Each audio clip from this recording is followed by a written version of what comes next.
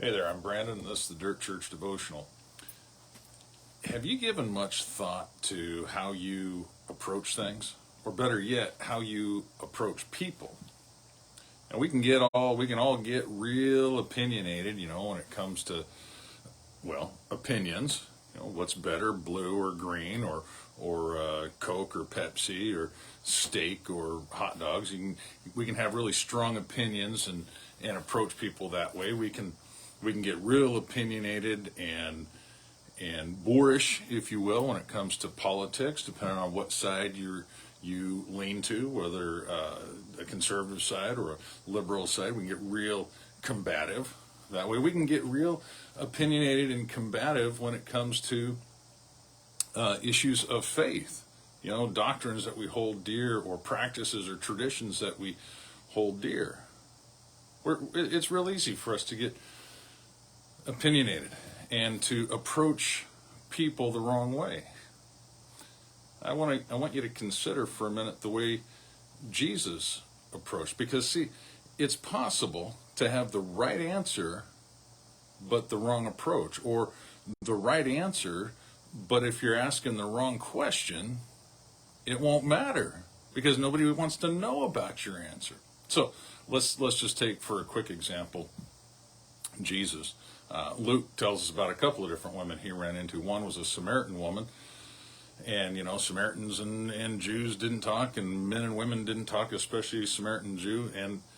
And when Jesus met this Samaritan woman, now you got to know this. You've probably read the story. I think it's in Luke chapter 4. She was out getting water in the heat of the day. Nobody did that unless you were an outcast. We find out later that she had kind of a sketchy moral background. Jesus didn't start off his conversation with her like that. He didn't ask her about her moral decisions. He didn't ask her about her life or why she was out here like an outcast. You know what he asked her first? He asked her for a drink of water. He's just making conversation. Asked for a drink of water. And then he let her lead the conversation. And when it finally came around to her life, again, Jesus didn't come down hard on her moral decisions. He asked her, he said, well, go get your husband and come back. And her response was, I don't have a husband. And his response to that, get this. Now check out what he knows. He said, you're right in saying you don't have a husband. That's very true. The fact is, you've had 5 husbands, and the man you're living with now isn't your husband. But Jesus didn't focus on that, the moral implications of it, like many of us probably would. He focused on her integrity and her honesty. He says, you're being honest. You're telling the truth. Now, we don't know why she'd had so many. Maybe they died in war. Maybe they died of crazy medical things.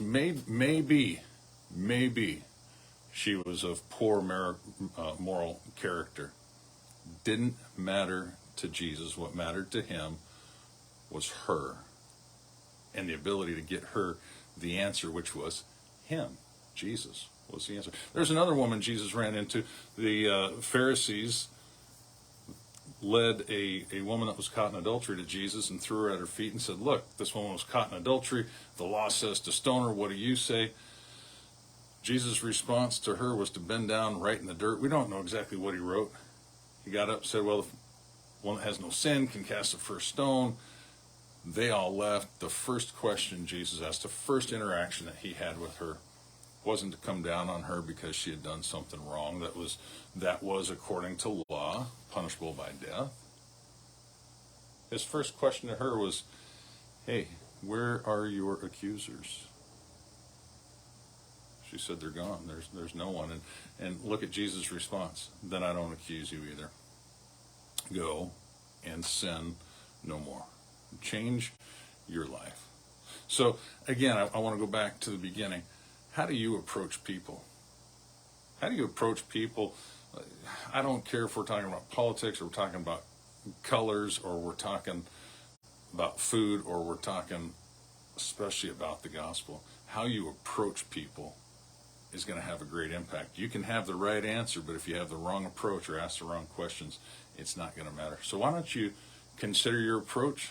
Try and be more like Jesus. Chew on that. Have a great day. I'll talk to you next time.